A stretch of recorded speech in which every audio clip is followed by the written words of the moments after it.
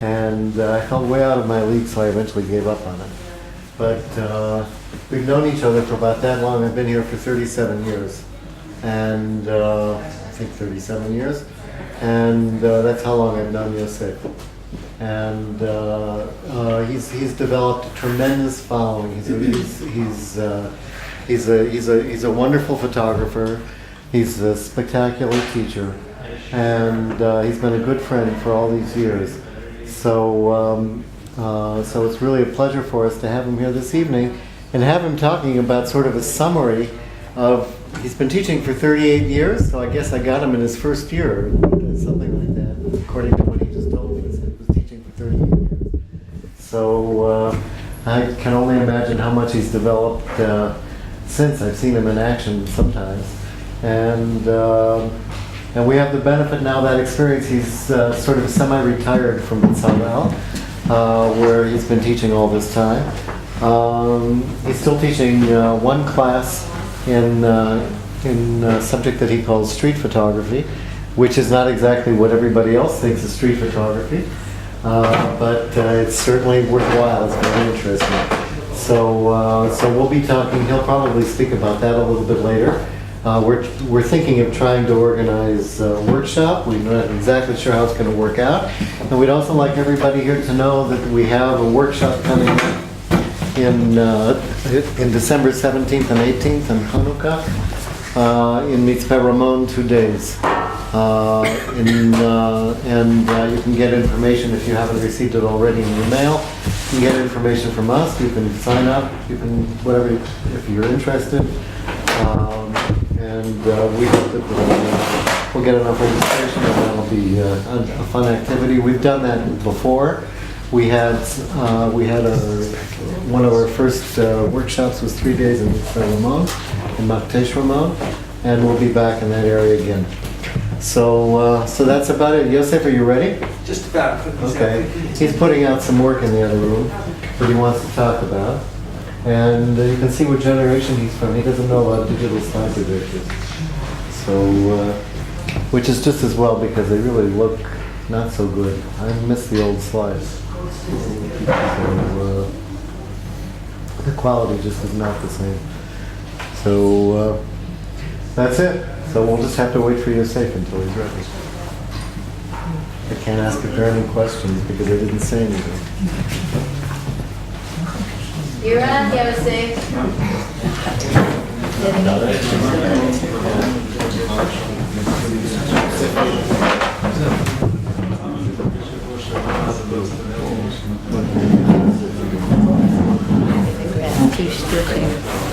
Maybe for you too.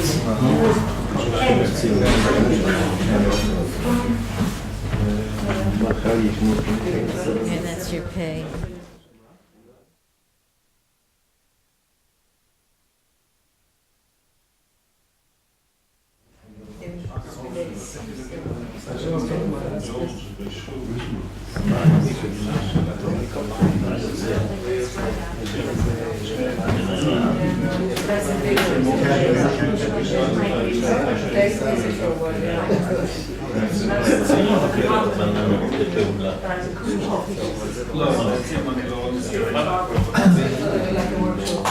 So first, I'm going to thank you all for coming. It's an honor to me that you've come. My wife Judy is here too, and that makes it more special for me. And our son Tal, who is going to do the documentary part of this project. It's a very strange thing to try and put together 50 years and make some kind of sense of it, because life is not linear. It kind of runs in all different kinds of directions at the same time, and you have no idea what's going to happen 5 minutes from now. It's like that classic joke of, how do you make God laugh? And it's a Yiddish joke, and the answer is, tell him your plans. So to be able to put together 50 years, I think it would be a lot easier to put together, or a lot, well actually it's a lot easier to put together 50 years than to put together 20 years. Because to put together 50 years, you probably forgot most of it to start with, so it's a lot easier. If you had 20 years to put together, you'd remember it all. But we do remember highlights and things that, although I might not remember, you know, my children's names and stuff like that, you do remember things from your childhood and important landmarks, and she's smiling, she knows it's true. The different stages which we constantly remind ourselves of in our development as people and in our professions, our personal life, all other kinds of directions also. So I'm going to try and make some kind of sense out of it and try and put together the different key points which have brought me to where I am today in photography in terms of my own work as a photographer and my own work as a teacher, because for the last 35 plus years I've been teaching at the Bezalel Academy in Jerusalem and some other places. And all of this together is part of what I am today. It all has affected my photography, and my photography, of course, affected my teaching. I'll start when I was a student in grade school, when I was about 12 years old, and I discovered my father's darkroom in the basement. In the States, you have these basements that are unfinished, or part of it's unfinished, and that's where you have all these secret things that are happening. And I had a corner blocked off, which was my father's darkroom. He had stopped doing photography when I discovered this darkroom at the age of 12.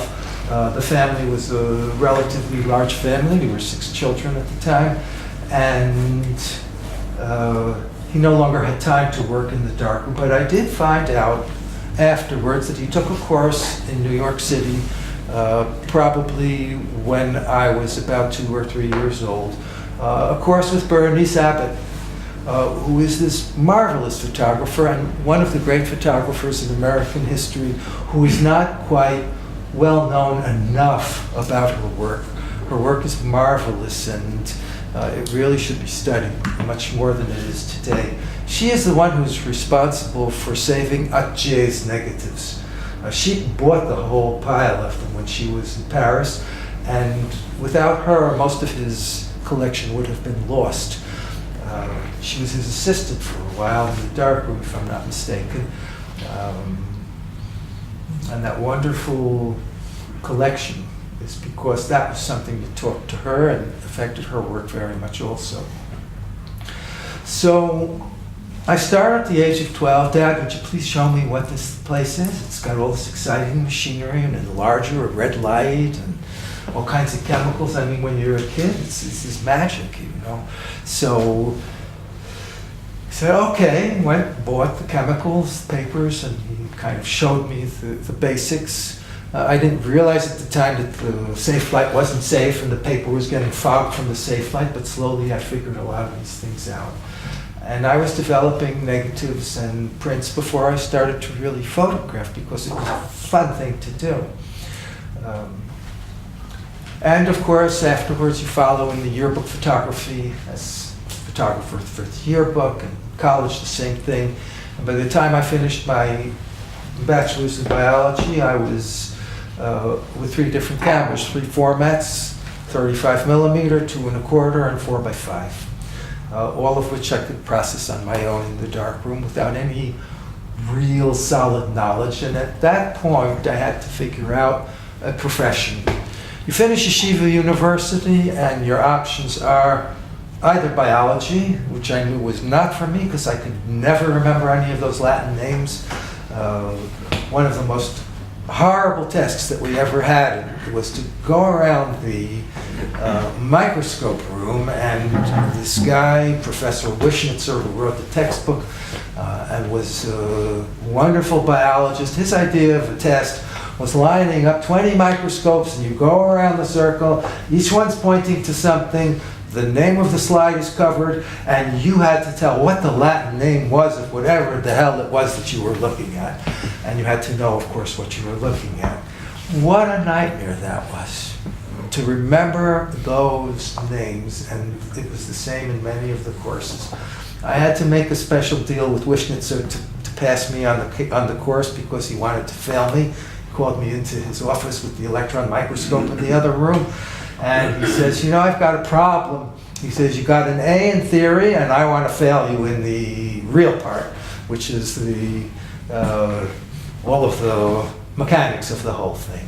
Because we had a teacher who was interested in the beauty of biology. And he didn't care less about the names and stuff. And he was in the clouds when I loved it. And, I didn't know any of the names. He didn't care about them, so we did fine.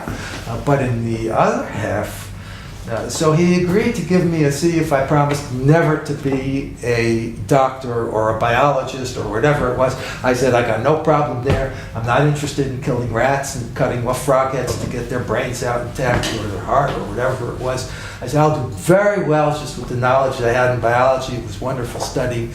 I sure as hell don't want to be in a lab doing that stuff for the rest of my life. It was great. Everybody should have studied biology. It's wonderful. But I had to choose a profession. And it was between what they teach you in Teachers Institute, be a teacher in Jewish studies, or, on the other hand, be a rabbi. It was one of those options.